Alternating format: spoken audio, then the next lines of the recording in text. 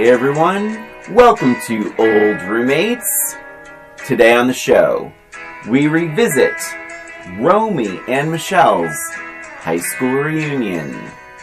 So take those magnets off your back brace and pull up a chair.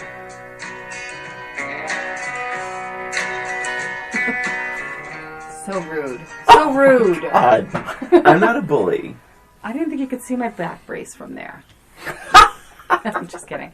Hey everyone, welcome to Old Roommates, the only podcast that revisits pop culture through a middle-aged lens. This is Christina. And this is Brian. And we are revisiting Romy and Michele's high school reunion. I didn't put the year. Was it 95? Was it 96? Something like that. Oh my God. I usually do. I usually do too. That's so weird. I think it's 90. Me too. Me too. Me too. That's kind of perfect that we both didn't hilarious. do that. We did that on purpose. We totally did that. Oh, we should quickly say we did a BuzzFeed, and I was Michele and you were Romy. That's right. See? That's right. That's what 97. Okay. 1997. Rated R, which surprised me. So we're going to get into that, but let's begin as we always do. Yes. Talking about then. Talking about then. Christina, the first time you saw this movie. I saw this movie. It was a rental. I was at home with my friend Kim. So I have lots of friends Kim right now, but we've lost touch, so I don't think this particular Kim is listening. But what was funny about this movie is we were very good friends at that point in time, and I really liked the movie, and she really didn't like the movie, which was really funny to me. Oh, that's weird. Yeah, I remember that. I'm like, what? And I'm like, how well do we know each other? Do you remember her negative critique? Like, what she had an issue with? She was a very sort of straight, narrow person, so it didn't really surprise me. Yeah. I mean, you have to have sort of a light sense of humor for this movie. It's nothing. There's no deep. There's nothing deep or philosophical about this movie, and I think that it was just too light and fluffy for her. She probably thought it was a little bit stupid. Yeah. But anyway, I thought it was funny and goofy, and I'm like, this is cute, and I thought it was cute. Mm-hmm. I never felt the need to re-watch it. Mm-hmm. I felt like one and done was fine. But I thought it was cute. It was short, and it was fun. Yeah. Yeah, that was kind of my thought. What about you, Brian? So I saw this at the theater. Mm-hmm. I don't remember who I was with, but I remember liking it. Again, cute. Yeah. Made me smile. I probably smiled the whole movie long. I remember just by the way, I never watched Friends. I was not a Friends person. Mm-hmm. But every time Lisa Kudrow spoke, I was just waiting. I love her. I love her voice. Mm-hmm. I love her speech patterns. I just love her line readings. She's just so funny. She is funny, and she's done well. I mean, she pops up everywhere, right? She's done well, but she has. But I mean, I say that because obviously she was in Friends. Yeah, she's very successful, in the '90s. But I mean, not everybody from Friends. That's fair. Has done well. Yeah. So she has, and I feel like she's consistently funny in everything that I've seen. I'm not sure I've ever seen anything of hers that I didn't like the character she was portraying. Mm-hmm. Yeah. And she had that, was HBO series. The Comeback. The Comeback. And I even liked her in that. And I think that was a little controversial. Here's what's funny about that. I didn't like that show because I like Lisa Kudrow so much. And the whole shtick of that show is just them being mean to her over and over again. Right. And I didn't like that. Yeah. But then she had that web series, something about therapy. I can't remember the name of it. Oh, but she was hilarious in that. But even now, she is in a show that I'm watching called Feel Good. She's the mom. And it's on Netflix.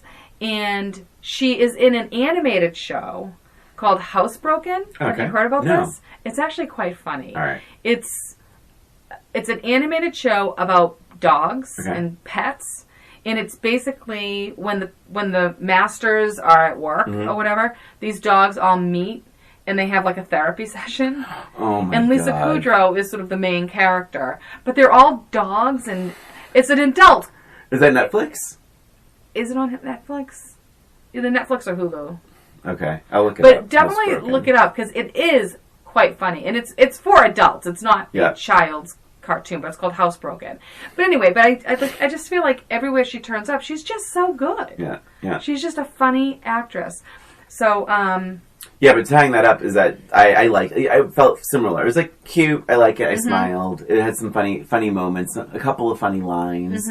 But it wasn't like begging to be rewatched either. Yeah. Right. Had you seen it since? It's funny. I think I did watch it as soon as it came out on VHS or DVD, whatever it was. But like, yeah, I mean, it's like that like light, enjoyable, some funny moments, sort of but like it's very, friendship. it's very like, it's a very easy watch. Yeah. So when did you rewatch for the podcast? I rewatched it, I think maybe 2 weeks ago. Yeah. Something on that idea. And I was excited to rewatch this. And the reason is because we had not recently, we rewatched recently Barb and Star, Go to Vista Del Mar. It's in my notes. That's in my notes. So, we loved that movie. I've seen it twice now. My daughter Emily, really liked that movie. And she's a huge Friends fan. Oh, wow. Okay. So I said, oh my gosh, we should watch Romy and Michele's high school reunion. And this was a while ago, before we even decided to rewatch it. Yeah. And so I was excited to rewatch this because I felt like it was going to be very much like Barb and Star. Yeah. And I was explaining to her, I'm like, it's kind of like Barb and Star like 20, 30 years ago. So we were excited to watch it. Yeah. But it was, to be honest, I didn't enjoy it as much as I thought I was going to enjoy it. Okay. And maybe it's because I just saw Barb and Star. I feel like that maybe tilted my expectations a bit. It was a little bit flat. The jokes weren't quite as funny as I had remembered. And the friendship wasn't as, I guess, developed. As you remembered. As I remembered. Yes.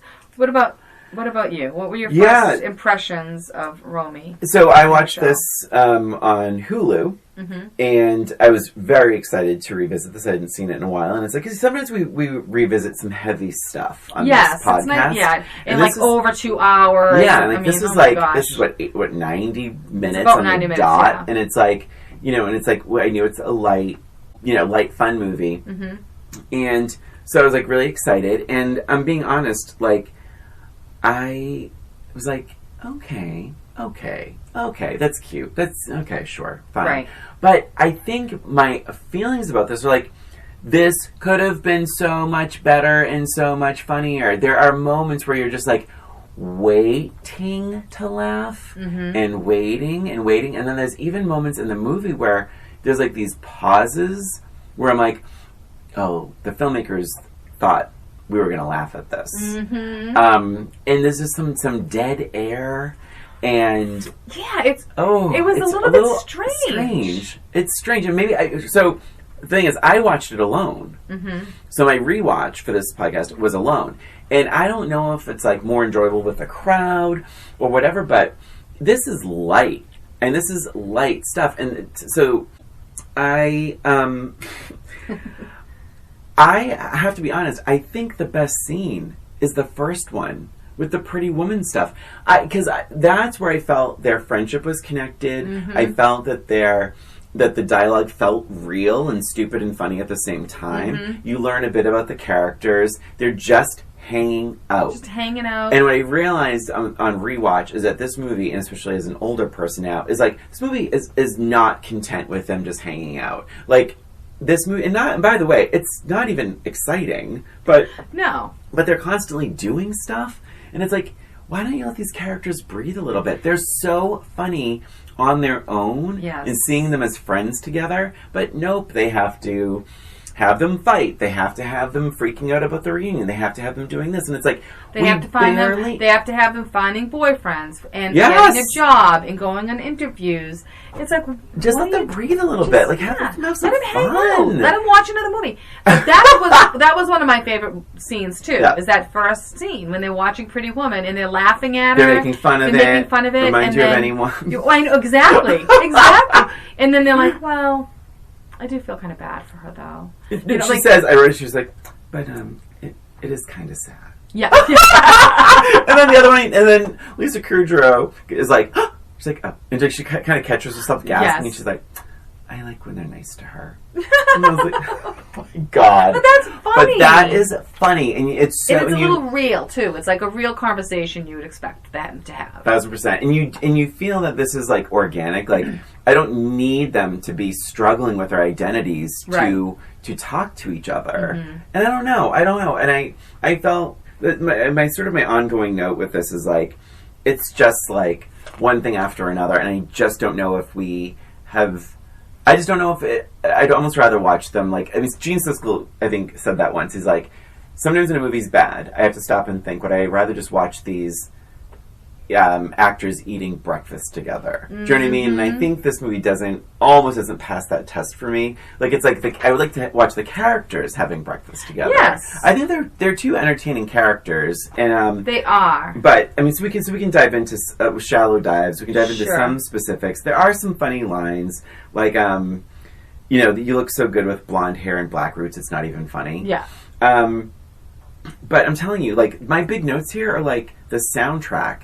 So, like, Be My Lover. Soundtrack was great. Oh, my God. Be My Lover, Dance Hall Days, Time After Time, Just a Girl, Addicted to Love, Footloose, Don't Get Me Wrong, Heaven is a Place on Earth. I mean, it's so expensive to get song rights, and this movie has so many great songs for its soundtrack.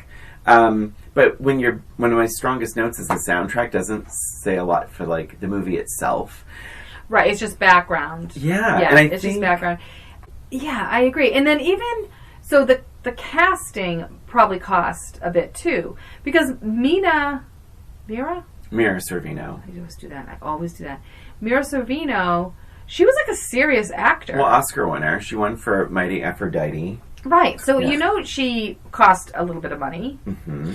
And this was in the Friends heyday. So, you know, Lisa Kudrow cost a lot of money. Like, there's a lot of money behind this movie. Budget was $20 million, which I think is a lot. Yeah.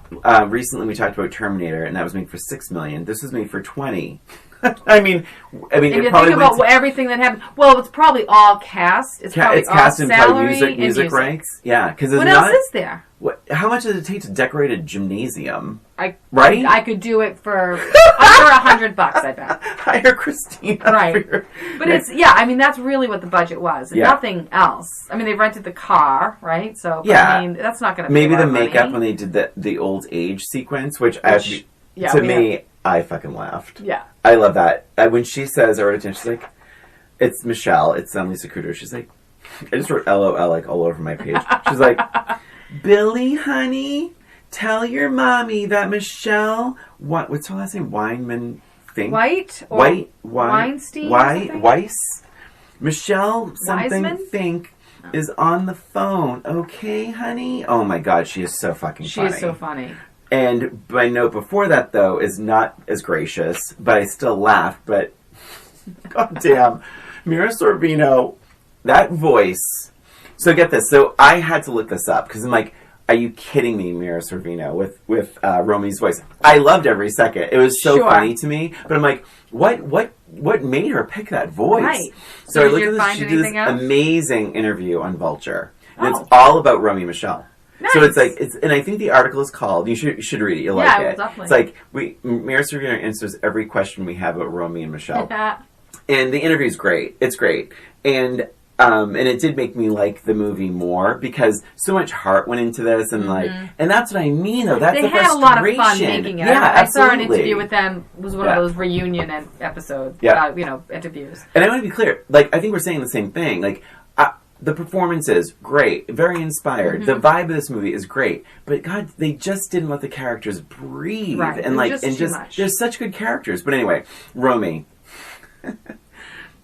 "Hey everyone, so we meet again." What is that? What voice is that? And then this one, "Hey, if anyone needs to make a call, I have a phone." It's like I have a phone. Yeah. God. Oh my God. So what did you say about the voice? Oh, so she felt that Romy and Michele were truly like a couple, but like a traditional male female couple, and that she felt Romy had the more masculine, say traditional masculine energy. So she lowered her voice to sound a bit more masculine. See, she's a good actress. But what's funny is that she said, she just felt that, in every, those friendships, she had to be a little stronger. She's like, but it is funny because when she has rewatched the movie, her own movie, of course, and she's like, I do cry quite a bit in this movie. and that Michele is the one that has to sort of rub her shoulders a bit. But she said she always felt Romy was like the man in the relationship in that traditional sense. That makes sense. That makes sense. But it's a great interview, and I think you should read it. Even though we're not crazy necessarily about our rewatch, there's a lot of good stuff in this movie, and the interview makes it better. What did you think about that first dance? The first dance routine.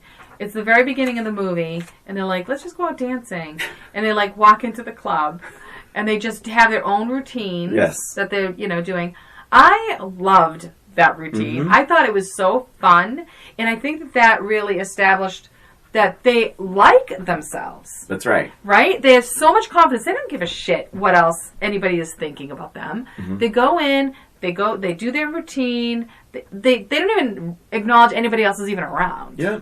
They just have fun, and they have all this confidence, and I loved that. And I think that that's part of why I wasn't crazy about it moving forward, because where did that confidence go? The confidence started going down.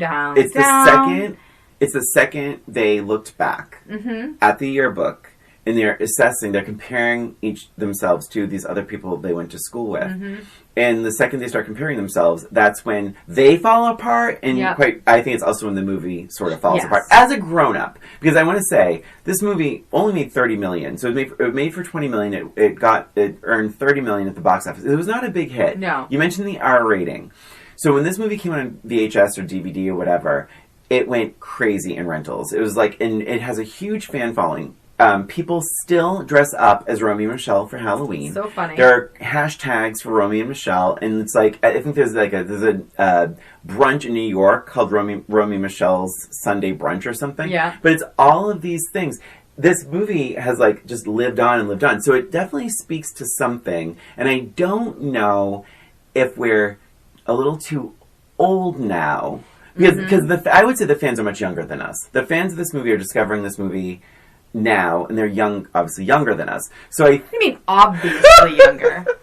My point, though, is that the lessons they're learning, that Romy and Michele are learning, we learned them a very long time ago. Yes. And maybe there's something a little unfun about learning these lessons that you should have known by now. Right. And these sort of lessons we've seen a million times. Had we seen them a million times before Romy and Michele? That's what I'm saying. Okay, right. Now. So that's what I mean. You've seen them a million times where they're confident, they start questioning themselves, they try to change themselves, and they realize at the end of the movie, oh, I never should have changed myself. That's right. We've seen that over and over and over and over again. And I think at this point, we might be jaded by that whole storyline. Well, you know what else? The whole movie's about this. It's and the best parts are when it's not about this. Yes. And I think that's the struggle, because the bullies are in fact pretty cruel. Yes. That's another note I have. It's this isn't fun. It's not, and I don't mean bullying should be fun. Right. But this is a light movie. It's a light movie. You don't put magnets on someone's back brace. Ditching someone at a dance. I mean, this is cold-blooded stuff. To ghost someone. It's just not nice. And then because then what happens, Christina, for me, is fuck all of these people. Right. Why do you even care? And then you still have fucking 40 minutes left of the movie to charm these people and win them over. It's you didn't learn.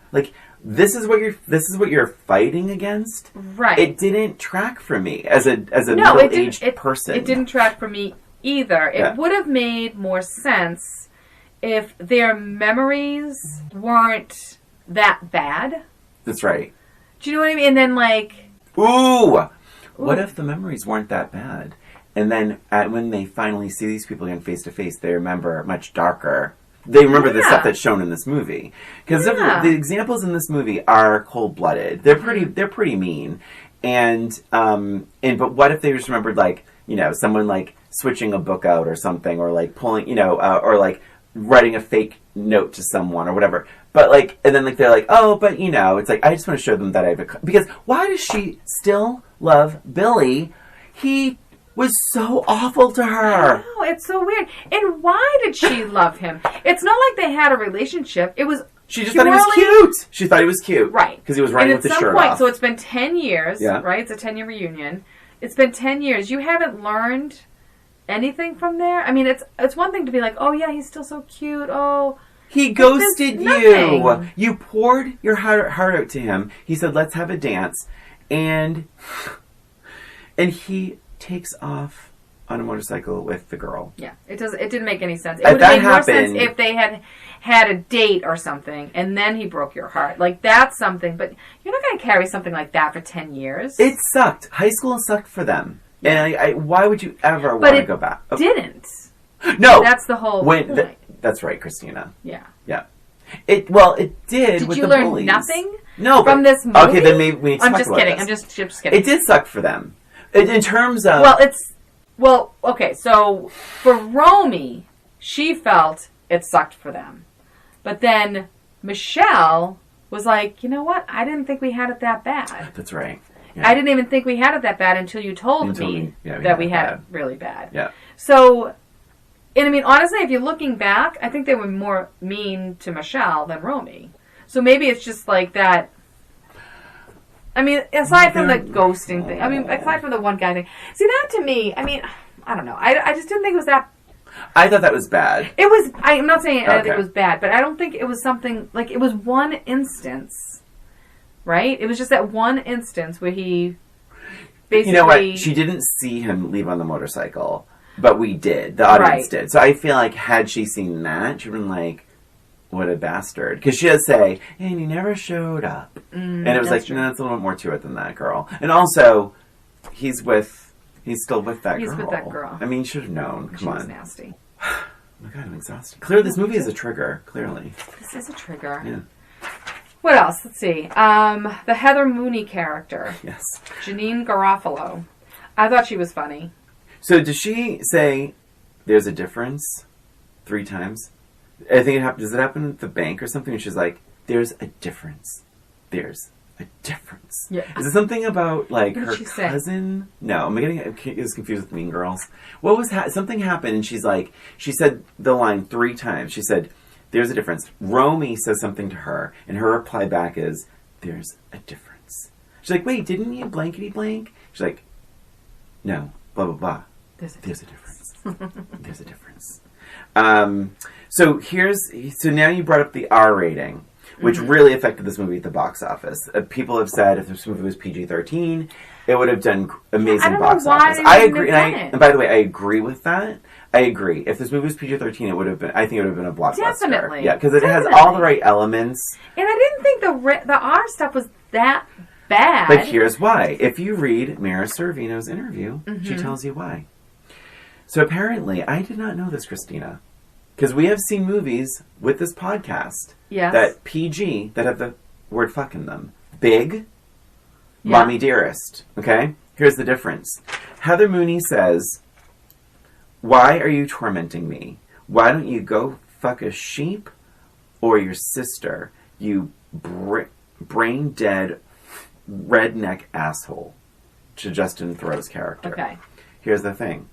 The reason why Romy and Michele got an R is because the line, go fuck a sheep or go fuck your sister. You can say fuck, just fuck. Fuck you, fuck off, fuck whatever. You cannot say fuck something. Interesting. Because that is sexual. If the word F is being used, or if you said, oh please, whatever, let's fuck, that is an instant R. Interesting. At least back in 97. So they could have easily removed that line. Totally. All the other fucks are fine. You cannot say fuck in a sexual, that really directional did way. Yeah. That really did him in. And I mean, there's a couple of questionable ones when she's pretending to have sex with this guy in the car dealership to get the car. I mean, maybe that warranted an R. I'm not really sure. I mean, I didn't think it was that bad. But, I mean, it's not like there's no nudity or anything else. So if it was just a matter of removing that one line. Because, again, I wanted to watch it with Emily. And I'm like, it's R? And again, I was like really surprised. I'm like, why is it R? And I looked it up, and, I go to different websites to see. I'm like, I don't remember it having anything R rated. So I'm like, I think we're just going to watch it. And it was fine. Yeah, it is fine. Like, even after, I'm like, whatever. I mean, wait, did you let Emily? Yeah. You did let her, okay. All right. Yeah, I did. And again, the only questionable part was really when she was in the car dealership. Yeah. But it's not like she had sex. Like, if she had sex with him before the car, that would be a different story. But she pretended to have sex with him. So I didn't really love that. But but as far as, like, the F's, the F-bombs and stuff, like, whatever. She's heard that plenty of times.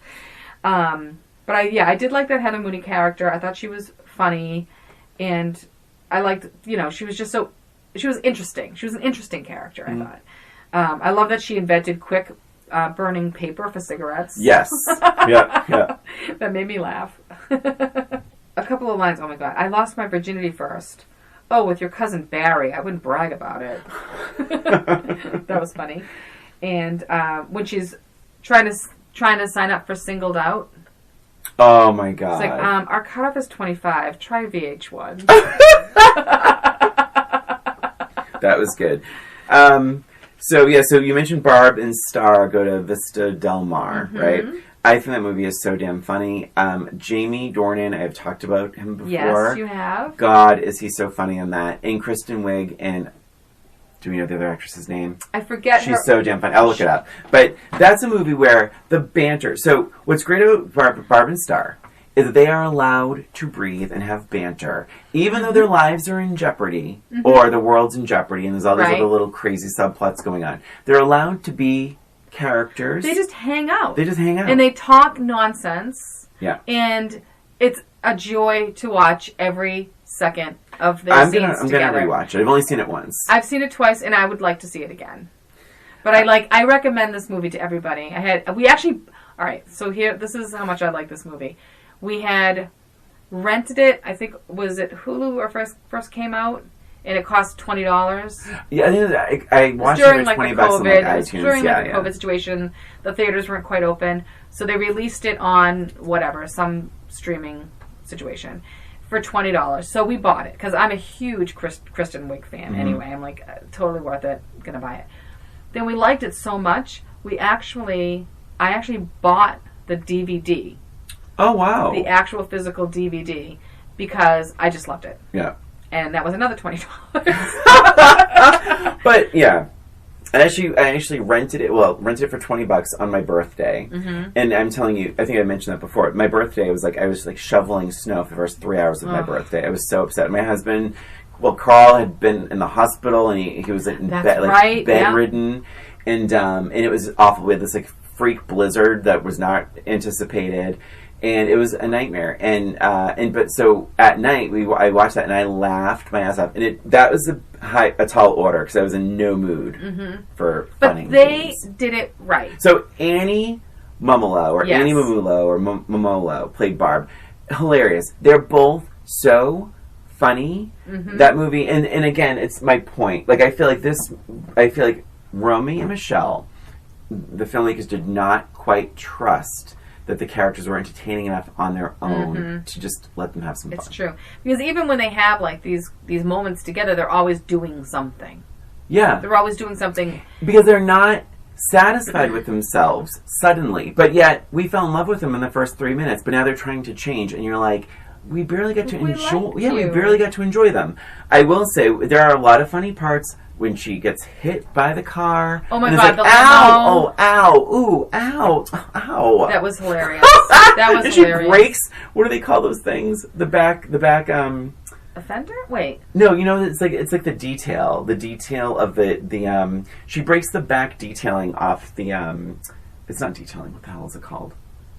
It's that metal like a V. It's like a V on the back trunk, on the trunk. Oh, the like emblem. Yeah.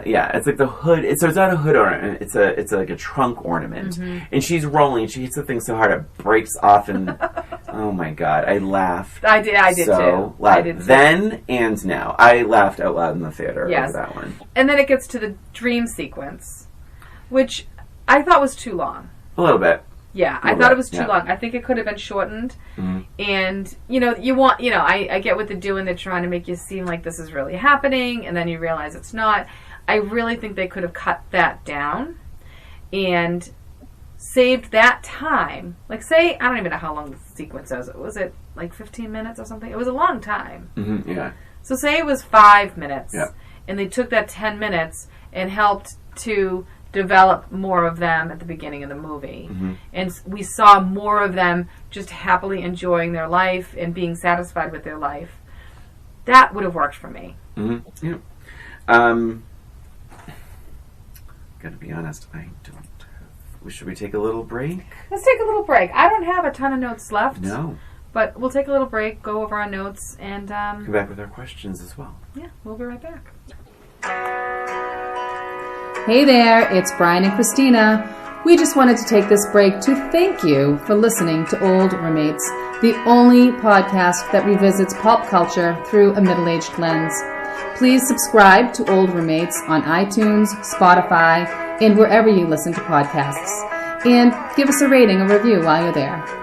And if you have any questions, comments, or observations, shoot us an email at oldroommatespod@gmail.com. And follow us on Facebook, Twitter, and Instagram at Old Roommates. Thanks for listening, and now, back to the show.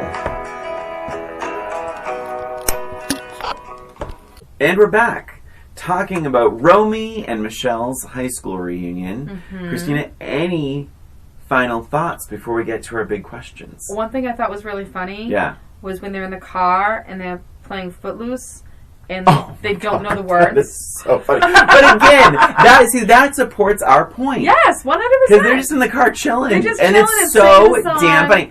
And that whole thing, we're like, look out, Tucson. And like the car just keeps breaking down. Oh my gosh. My God. See, they're fucking funny. Just being in a those stalling are the funniest car. moments is God when damn. they're together. Yeah. Yeah, having their fun.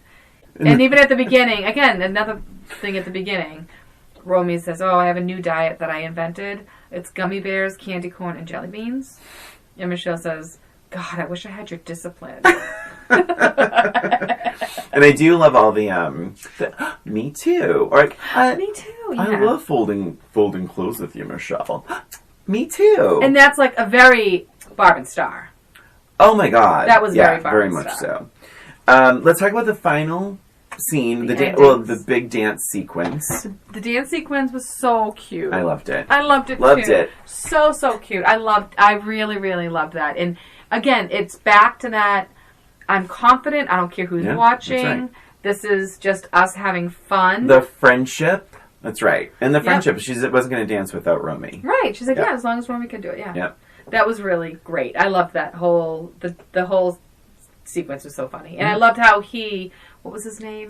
I know it's Alan Cummings, but... Yeah. Alan Cumming, singular. Sorry. What was his name? I forget. We'll say Barry or whatever. But oh my God, what was his name? I loved how he was just all in, and he was like one of them. Like yes, yeah. You know, just being goofy and confident. Well, because he was a bit of an outcast too, right? Yep, for sure. Yep. Let me see. What else? But I liked the ending. I liked how the ending was not Michelle getting married to him, but they get a loan or an investment from him to have their own shop. Yes. So I liked that twist. Yeah. It wasn't that she got married to him and they lived happily ever after. They actually did something adultish. Yes. Right? Yep. Well, and also, but it was funny though because she's like, I think we'll be able to pay. His name is Sandy Frank. Sandy Frink. Oh, Frank. And she's like, I think we'll play Sandy back this week. And she's like, not quite, Michelle. But Mira Sorvino played, Romy White, and then Michelle Weinberger. Okay. And yeah, then Heather Mooney. Yeah. We didn't mention Cameron Manheim, who I thought was also great. Oh, she was really Just good too. Her Just enthusiasm. Fun, and I love when she's like, hey guys. Was she like, Sandy Fink's here? Or what did she say? But her enthusiasm just so over the is top. so effing funny. She reminded me a lot of like Patty Simcox from Grease, yes, right? Yes. But she was so fun. Yeah, I liked her a lot. Because she was over the top, but still sort of believable. Here are my immediate little notes. I wrote these little things down as soon as it was over. I wrote, is it enjoyable? Yes. Did I have a smile? Do I have a smile on my face? Yes. Could it have been a lot better? Yes. I agree with all of those. And Emily loved it, by the way. Yeah, listen, that's the funny thing. I'm going to say I liked it less than I liked it before, but I still liked it. And it's like, it's like, just get all these bullies out of there. There's just so much, have a different storyline. Come on. Well, yeah, and I think that we can appreciate more of that friendship, especially the two women friendship that you don't really see on screen. I agree. And I think that's of part of why I was women, feeling a little let down. And of course, two women, they have to fight at some point. They have to have a big blowout disagreement. Yeah. Doesn't happen in buddy men's comedies. No. But what I want to say is, and I never say this about movies on this podcast, but make it 2 hours and just give us more Romy and Michele doing their thing. Yeah. Let us bond with them. We are given 4 minutes? Mm-hmm. Come on. Right. It's not enough. Yeah. Not enough.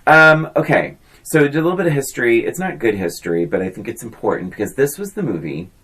After this film, Mira Sorvino was blacklisted by Harvey Weinstein for a decade and a half from major motion pictures. She still did TV. She still was working. She did indies and stuff like that.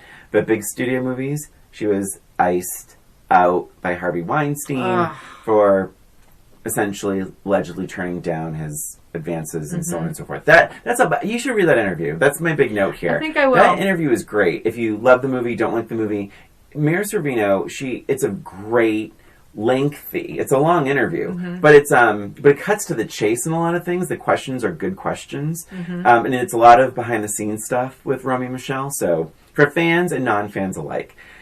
And the only little bit I have is that it won an MTV Movie Award for Best Dance Sequence. Fantastic. Well deserved. Well deserved. I 100% agree with that. So I already said mine, but more, less, or about the same? It was less for me. Yeah. It was less for me. I think I was expecting it to be more of what we were lacking. The friendship. Just funnier because they're funny. And you're tripping it all up with bad flashbacks and bullies. Like, no, why are you doing that? And it took them so long to get to the point where they could pretend they were successible. It took too long. What does she say in the store? No, in the diner. She's like, do you have... I don't remember who asked it. Is it Romy or Michele? And he's like, do you have the executive... Like, businesswoman lunch? We're business women. And then the waitress is like, what's your business? And they're just nothing to say. It's complete blank stares. But yeah, we're business, and they dress like the same. They have the tight hairdo and the black suit.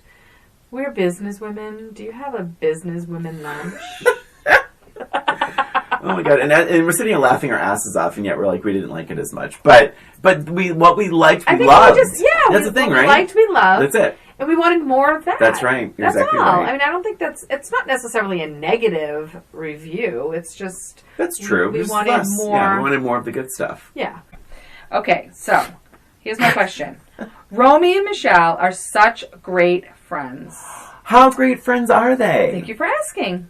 When Michele got a yeast infection, Romy blank.